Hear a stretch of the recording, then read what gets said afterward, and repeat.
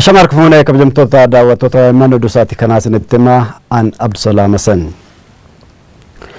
Paartileen siyaasaa naannoo Oromiyaa haala siyaasaa biyyattii irratti ibsa waloo baasan jedhamee maqaan paartii nuti hundeessine ammatti qabataman hin jirre bahuun sirrii miti jedhan hundeessaa fi hoogganaa paartii Adda Dimokiraataa Oromoo kan jedhamu ture Obbo Leencoo Lataa. Obbo Galaasaa Dilboo immoo otuma nuti miseensi koree hojii raawwachiiftuu irratti hin maratin paartiin keessan aboo gamtoome warra ibsa baase keessa jira jedhamee miidiyaa irraa dhageenye jedhan. Paartileen siyaasaa naannoo Oromiyaa shan fiigicha aangoof taasifamu ni balaaleffannaa jedhanii ibsa baasan jechuun miidiyaaleen mootummaa gabaasanii turan. Lalisaa Direes guutuu gabaasa kana akka taantisnitti himamu.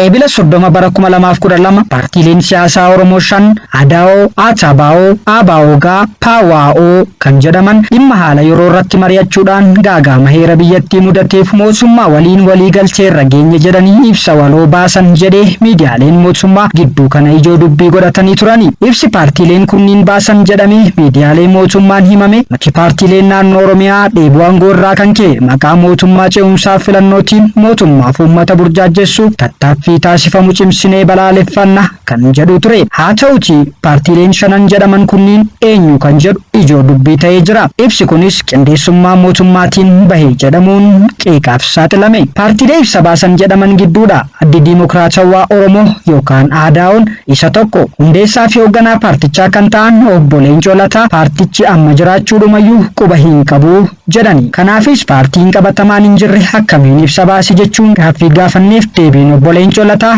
ADAO paartiin jedhamu yeroo ammaa kan hin jirre ta'uudha. Kan paartiin ADAO ibsa baase sana paartiilee mootummaa waliin jirra jedhanii ibsa baasan keessa ADAO'n jira ture oduu itti dhaga'ama isa qulqulleeffachuuf isinii bilbille.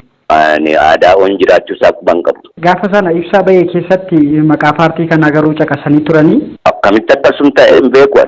Paartiilee ibsa waloo baasan kana keessaas paartiin ABO gamtoomee isa tokko. Miseensa koree hojii raawwachiiftuu paartichaa kan ta'an Obbo Galaasaa Dilboos bilbilaan yoo gaafannu ibsa kana miidiyaarraan arge malee waan qabatamaatti beekuu hin qabu jechuun deebisani. Dhimma paartiilee mootummaa waliin jirraa yaada jedhu irratti deenkadda ibsa baasanii irratti isa qulqulleeffachuuf isiniif bilbille. Ani gabeeka informationicha sin qabu miidiyaa irratti arge malee information isaan qabu jechuun achi turan maaloo namoonni achi turan jiru jechuun isa akka dhaqan hin beeku eenyu waame akkamitti akka waaman hin beeku. Koree hojii raawwachiiftuu dhaaba kanaa taatanii akkamiin quba hin qabdanis jennaan murteen sun murtee koreedhaan irratti hin mari'atamne ta'uu dubbatani. Isin akka koree hojii raawwachiiftuu dhaaba sanaatti wanta beektan hin qabdaniire. Waan quba qabu hin qabu waamanni aktiiviis waan akkasii foloo hin godhu jechuudha. Garuu waan isa kana waan quba hin qabu walii galataas hin jechuudha. Gariin paartiin jirree gariin immoo miseensotuma koree hojii raawwachiiftuu paartiilee jiranillee osoo mari'achiisin ibsi qindeessummaa mootummaatiin beekuun dubbii ijoo ta'uu danda'ee jira.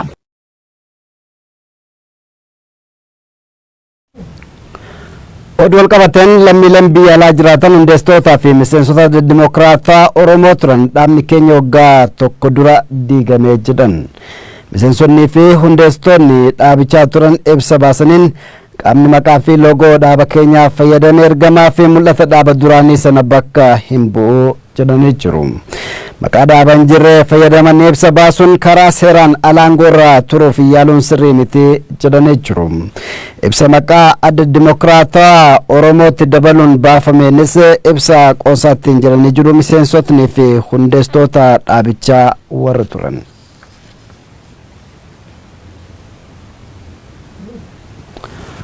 ABO'n keessatti kan argamu gareen paartilee siyaasaa garaagaraa of keessaa qabu tumsi federaalizimii dimokiraataa sabdaneessaa jedhamu mootummaan waggaa tokkoof aangoo irraa akka turu walii gale kan jedhame himame dogongoreedhaan hayyu dureen ABO fi dura taa'aan tumsa kanaa Obbo Daawud Ibsaa. Obbo Daawud Ibsaa OMN'f yaada bilbilaan ifamarran deebi'a.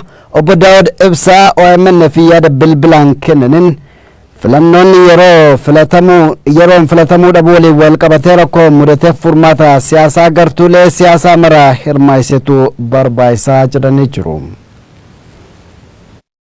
Mootummaa miti akka waggaa tokko yaada yaada kennine. Yaada ka kennine framework jechuun immoo yaada hedduu jalatti tarrifameeti. Tokkoffaa waan deadlock institutional crisis deadlock irra gahinyeerra ka jedhu hundi amana. Mootummaan isa amana, political party amana. Dhumate September booda itti waan fufu deadlock seeneera because election deemuu hin dandeenye COVID jira maalii kana. Kanarraa kaaneeti furmaata dhiyeessine. Furmaati kun immoo tokko political settlement irra gahuu barbaachisa. Political parties mootummaa kun hundi political settlement kanarratti yaada dhiyeessine. Yaada furmaata deadlockii kana keessaa bahuudha. Mootummaa jechuun biraanchii adda addaa walitti hidhateeti. Isaan sana keessaa biraanchiin tokko executive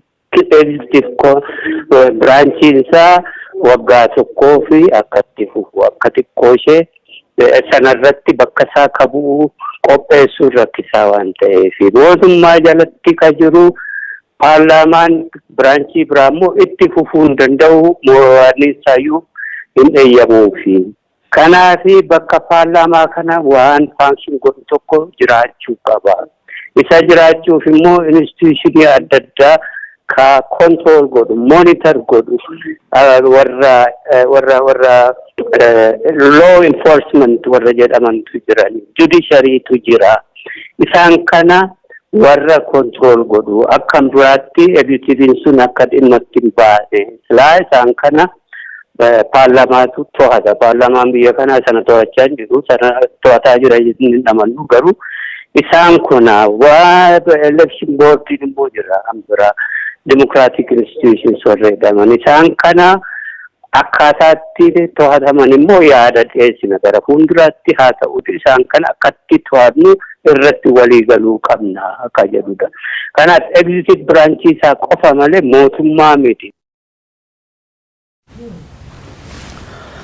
ABO'n keessatti kan argamu tumsi federaalizimii dimokiraataa sabdaneessaa jedhamu ibsa baasan karaa hiikaa seeraan filannoo dheeressuuf yaaluun seeraan alaa jedhee jira.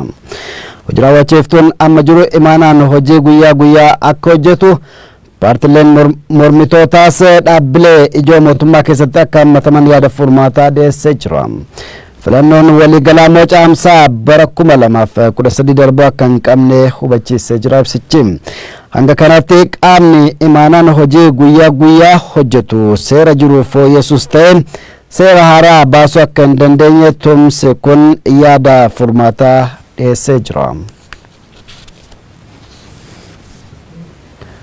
Godina Harargee lixaa aanaa Meessoo magaalaa Asaboot akkasumas aanaa Ancaar magaalaa Corooraa keessatti humnootiin nageenyaa mootummaatiin hidhaa fi dararaan irratti raawwatamaa jira jedhan jiraattotni.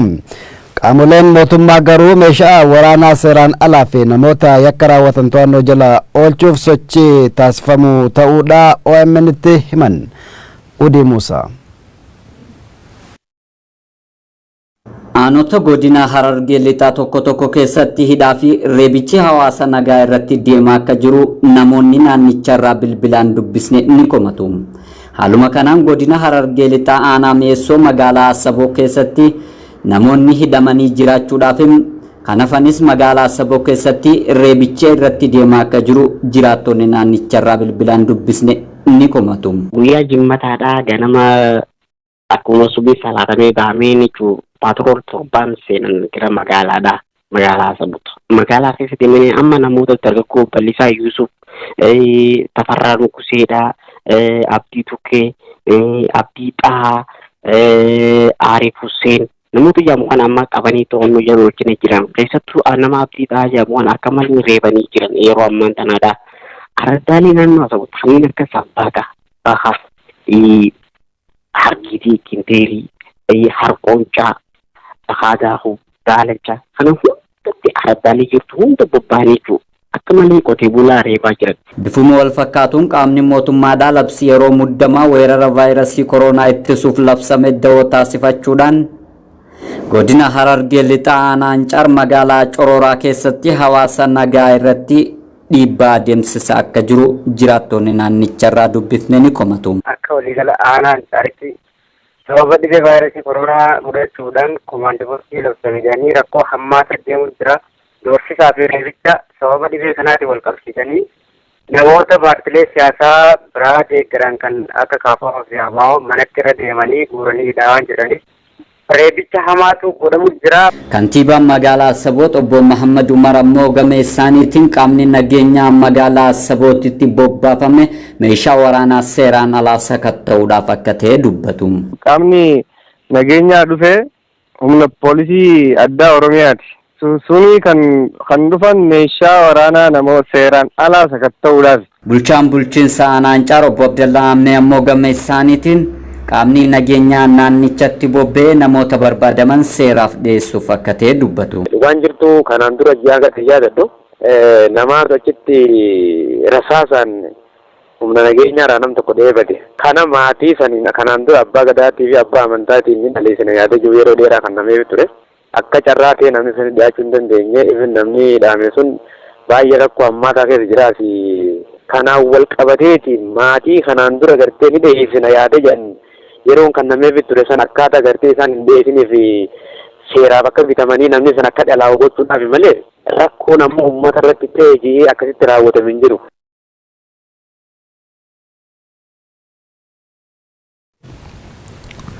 godina Baalaanaa gololchaatti jiraatotni ganda leellisaa nagaa poolisiin humna addaa maqaa shakkamtoota to'adha jedhuun hawaasa naannichaan walitti bu'uu himan. Walitti bu'insa uumame kana keessattis rasaasa qaamolee nageenyaarraa dhukaateen dubartiin tokko rukutamuu himanii jiran. Hidhaa fi reebichi jabaan gaggeeffamaa jiraachuus jiraatotni OMN'tti himanii jiru. Akkam jirtan? Nagaa jirtu. Fayyaa. Nagaa ila godina Baalee aanaa gololchaa jaarraa poolisii surbee mana dhuunfaa marsanii gaggeeyyiin dhuunfaa gaggeeyyii wal dhuunfaadhaan bitamanii dhufanii mana dhuunfaa tokko marsanii mana wajji marsanii jiran ijoolleen fiigdee harkaa yaa'e haadha maaliif bantee balbala jedhanii jireen haadha biyya achirratti dhaanii kuffisan. Achi waraanni akkuma qabatteetti osoo jiru haadha kufte tana uummanni baheettiin reebuudhaan baatanii gara mana yaalaa wajja fidan uummata baateettiniin bakkeettiniin achitti du'atan dhiigeessisan mana yaalaa achitti fidullee achitti magaalaatti qabanii achitti dabadabanii ammallee kunoo hidhaa jiranii namoonni muraasni akka nama shanii hin galle kaan dabadabanii achitti umrii isaa fitanii ittiin gadhiisanii kunoo warraan oolutti duubee asitti bakka mana dhuunfaa tokko marsanii haadha manaalee ta'anii garuu nama yakkamaa qabanii arganillee hin argine rakkoo akkanaati jira. Kunoo amma manni marfamee jira ammaatti waraana. Jeequmsa maqaa namoota shakkamtoota rakkoo nageenyaa geessaniin dhalamanii waan jedhullee kaasa bulchiinsi gandaa jedhan. Kana kan waan takkamillee hin dhageenye waan hin beekne nu qaba marsanii kan rasaasaan goofan dhageenye. Rasaasa amma dargaggootatu dhukaase moo qaama nageenyaatu dhukaase? Qaama nageenyaati dhukaase. Qaamni nageenyaa kun qabinni. Liyyu hooraan maramatanii kun waraanaa ramatanii jiru kan. Bulchiinsi ganda leellisaa nagaa gama isaatiin namoota rakkoo nageenyaan shakkamuun calallamantu jeequmsa kaase jedhe. Bulchaan gandichaa obbo Jabbar Abubakar shakkamtoota kanneen to'achuuf wayita jedhamu jeequmsi ka'ee jedhanii jiru. Rakkoon ammaata akkasii tokko ijoollee kanatti isaan ganda seenee keessatti rakkoon kun ijoollee kamii wal jeeqan? Ijoollee biraata gandaa ijoolleen ijoollee namoota jaallatee amma maattu uumamee isaan qabuudhaaf yoo jedhanii qaamni jidduutti waraanni itti banamee jiran jira. Yeroo inni wanti gargaaru lafti akkaataa kanarra dhaabamte kan warreen akka jiran qaama ta'een qaama biroo ijoolleen baasee jedhanii. Godina Wallagga lixaa aanaa Laloo Assaabbii ganda Keellayii birbiritti humnooti nageenyaa mootummaa namoota 300 caalan mana barumsaa keessatti hidhanii jiru jedhu jiraattotni. Jiraattotni OMN fi yaada isaanii kennan uummanni waan hin beekneen dararamaa jira jedhan. Tole godina Wallagga Lixaadha. Ani Alaaloo Saabii ganda Killee jedhamudha. Sababa namatti bakka kanatti butamee manni sun argamutti yookiin gadhiifamutti jedhanii uummata 350 hanga 400 olii mana barumsaa waldaa Killee jedhamutti walitti bu'anii jiru jechuudha. Sagalee sa'aatii 5 kaasanii uummata bakkeetti qaxxaawulanii hanga ammaatti uummati ciree laaqana irbaata malee jiru jechuudha. Taatti mucaan daraartuu ayyalee dhamtoo baggabdii amma mana yaalaa waan tokko jechuu hin dandeenye uummati bafi. Uummati waan tokko jechuu hin dandeenye yoo gaafataa inni xiyyataa kan kana gochaa jiru qaama biyya gochaa jirudha waan ta'eef baay'ee waan nama gaddisiisu. Dhimma kana bulchiinsa isaanii qulqulleeffachuuf irra deddeebiin bilbila isaaniin kaasan. Itoophiyaa keessatti namoonni dabalataa 23 vaayirasii koronaatiin qabamuun akka mirkanaa'e ministeerri fayyaa beeksise. Ministeerri fayyaa akka jedhetti sa'aatii 24 keessatti namoota 2,171 qorannoon laaboraatoorii taasifameefii jira. Namoota vaayirasichaan qabamuun mirkanaa'e keessa 21 jiraattota magaalaa Finfinnee, 7 naannoo Somaalee bakka qofaatti tursiifamu keessaa tokko immoo jiraataa magaalaa Adaamaa ta'uu ministeerri fayyaa beeksisee jira. Lakkoofsi namoota vaayirasii koronaatiin qabamuun Itoophiyaa keessatti mirkanaa'ee 239 gahee jira. Tatamsa'ina vaayirasii koronaa to'achuu irratti of dagannaa guddaatu jiran jiraattotni godinaalee Oromiyaa garaagaraa. Lakkoofsi namoota dhibee kanaan qabamanii dabalaa deemuun sodaa guddaa uumuudha kan dubbatan. Guutuun oduu kanaa kunuuti. Dhukkubni koronaa vaayirasii xiyyeeffannoo barbaaduun hin hubatamne jedhan jiraattotni godinaalee Oromiyaa garaagaraa. Jiraattota gidduudhaa kanneen OMN fi yaada isaanii kennan gorsa ogeeyyota fayyaatiin yeroo garaagaraatti kennamaa jiru bakka baay'eetti bifa barbaadamuun hojiirra yoo oolu mul'atu jedhan. Kanaaf immoo lakkoofsi namoota dhukkuba kanaan qabamaa jiranii guyyoota 4 dabran galmaa'ee agarsiiftuu guddaa ta'uu eeruun. Hawaasni fageenya isaa eeggachuu dhabuu fi wantoota ogeeyyota fayyaan dhukkubicha ittisuuf gargaaran hedduu qabataman hojiirra yoo oolchuu argaa hin jiru kan jedhan jiraattotni xiyyeeffannoo dhukkuba kanaaf kennuu dadhabuun kun gaagama guddaa fiduu akka malu himanii jiru. Lakkoofsi amma walqaa jiru kun hanga guyyaa malatanitti baay'ee walqaa'eera. Yaa afur keessatti naannoo nama 60 walitti dabalan. Haa ta'u malee uummanni baay'ee of dagachaa jira. Hanga ammaatti dagannaan hedduun jira. Gara sochii idilee isaaniitti jireenya idilee jiraachuutti deebi'aniiru namoonni hedduun isaanii. Of eeggannaan duraan godhame hundi isaaniiyyuu amma baay'ee laafaadha gadi bu'aadha. Of eeggannoon tokko illee jiru waa'ee koronaa ishee of eeggannoon jiru tokko suurii wanta magaalaa keessatti yaada tokko uummataan hin ga'u uummata of eeggannoo tokko illee godhaa jiru. Of eeggannoo lammaffaan jiru inni irraa fagaachaa jiraamuu danda'a waan ta'eef yeroo maamila haalli jiru baay'ee nama yaaddessaa. Hawaasni of eeggannoo guddaa gochuu qaba. Of eeggannoon tokko illee jiru akka guddina keenyaatti waan nama gaafamu malee bakka jiraachaa jira. Mootummaa fi qaamoleen dhimmi isaanii ilaallatanis saffisaa dhukkubni kun guyyoota muraasa kana keessatti ittiin dabalaa jiru tilmaama keessa galchuun hawaasni of eeggannoo barbaachisu akka taasisu dhiibbaa gochuu akka qabaatan gaafatanii jiru. Gara warroota hooggantoota amala bulchanii sochiin to'annaan jiru baay'ee gadi bu'aadha. Inni kun immoo hawaasa keenya baay'eetti miidhuu danda'a jedhee yaadame. Sochiin uummanni amma gara idilee isaatti deebi'u kun baay'ee of eeggannaan dagatameera baay'ee isaaniidha jedhee yaada. Dirqama namni waan nyaatu waan hin qabneef ilma socho'a. Amman taa'ee immoo wanni nyaatu hin jiruuti. Isa kana immoo hubannaadhaan osoo socho'eeti. Gaarii natti fakkaata akka kootti immoo. Uummanni keenya yeroo gabaadhaaf hin deemaa dhibeen isa babal'achaa waan jiru. Uummata keenya kan ta'e uummanni keenya immoo baay'ee baadiyyaa waan jiraatu. Walitti akkuma reediyoo illee akkuma jiru walitti uummanni keenya walitti bahee isaan keessumaa wal fuudha baadiyyaatti. Kana osoo dhaga'u dhibichatti deemaa jechaadha. Uummatni keenya ammas of eeggannoo jabaa taasisuun dhukkuba balaafamaa kanarraa ofii isaanii fi maatii isaanii eeguu akka qabaatanis dhaamamee jira. Dhukkubni koronaa vaayirasii kun addunyaa irratti namoota miiliyoona 4 fi 200,000 ol qabee 200,000 fi 80,000 ol lubbuu isaanii galaafatee jira. Itoophiyaattis baay'inni namoota dhukkuba kanaan qabamanii ammas guyyaa guyyaan dabalaa jira. Bifuma daawwattoota baay'ina namoota 24 keessatti qorannoon irratti geggeeffame vaayirasii koronaan qabamuun mirkanaa'ee 23 jennee kan dubbisne 29 akka nuuf sirreeffamu gamumaan isin gaafanna. Dhaabbanni Fajru Salaam jedhamu lammiilee naannoo Somaaleetti buqqaafamanii magaalaa galaan jiraniif gargaarsa birrii 700,000tti tilmaamamu kenne. Lammiileen kunneen gama isaaniitiin rakkoo hammaataa keessa jiraachuu himanii jiru. Leelaa Jibriil dabalata qabdi. Lammiileen Oromoo weerara shiraa fi daba isaanitti aggaamameen qeefii qabeenya isaanirraa buqqaafamanii magaalota Oromiyaa garaagaraa keessa qubsiifamuun ni yaadatama. Lammiileen kunneen haalli isaan keessa jiran ulfaataa tahuu irra deddeebiin komataa turan. Dhaabbanni Fajru Salaam jedhamu ji'a Ramadaana fi tamsa'ina dhibee koronaa sababa godhachuun lammiilee Oromoo naannoo Somaaliirraa buqqaafamanii magaalaa galaan qubataniif gargaarsa dhiyeesse. Gargaarsi kunis zayita nyaataa, maaskii fi daakuu yookaan daqiiqa tahuu hundeessaan dhaabbatichaa Sheek Ahmad Zaakir himanii jiran. Gargaarsi kun namoota 800f kennamee jira. Abbootiin qabeenyaa waan kana maaskii kana birii 30 bisan.